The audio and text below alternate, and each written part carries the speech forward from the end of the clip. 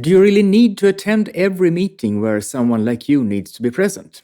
I'm David Stiernholm, and this 664th episode of the Structure Podcast Done is about the type of meeting you could have fewer of. But first, do you ever doubt whether you have something to contribute in a certain area? Now, more than ever, it's easy to remedy that. In a post on the Structure blog, I share how. Click the link in the show notes and it will take you there in no time.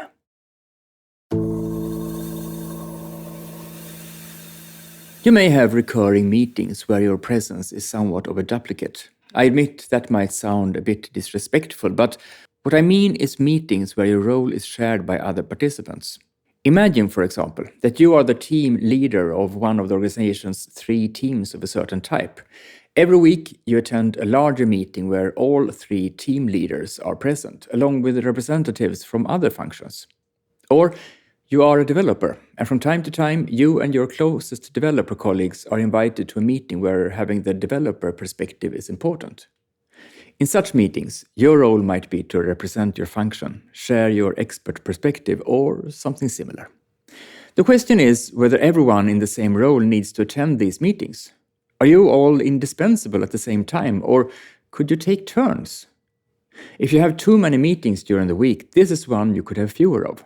If the 3 of you overlapping team leaders attended the meeting on a rotating schedule, you'd only need to go to every 3rd meeting instead of every single one.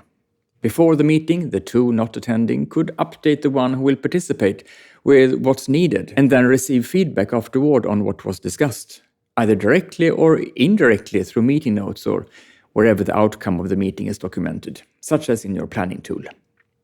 Do this. Do you recognize that you too have duplicate meetings? If so, first scan through your calendar and look for recurring meetings of this kind. Then, consider whether it would be possible to take turns attending instead. What would the attending person need to bring to the meeting from the rest of you? What would those who didn't attend need as a follow-up afterward? If you conclude that this could be a way to reduce your meeting load and have a less packed calendar, suggest to your colleagues that you try it out. If it's a complete failure, you can always go back to the way things were.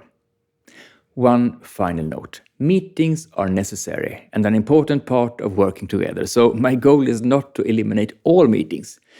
But since most of the people I help say they spend more time in meetings than they'd like, I keep an eye out for solutions to that problem.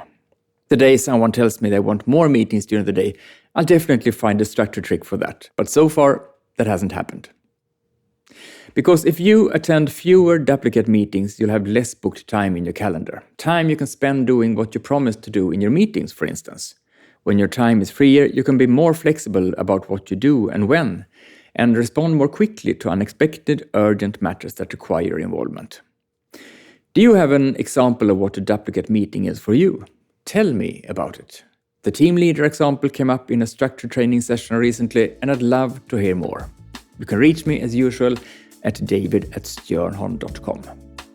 Thanks for today and see you again next week.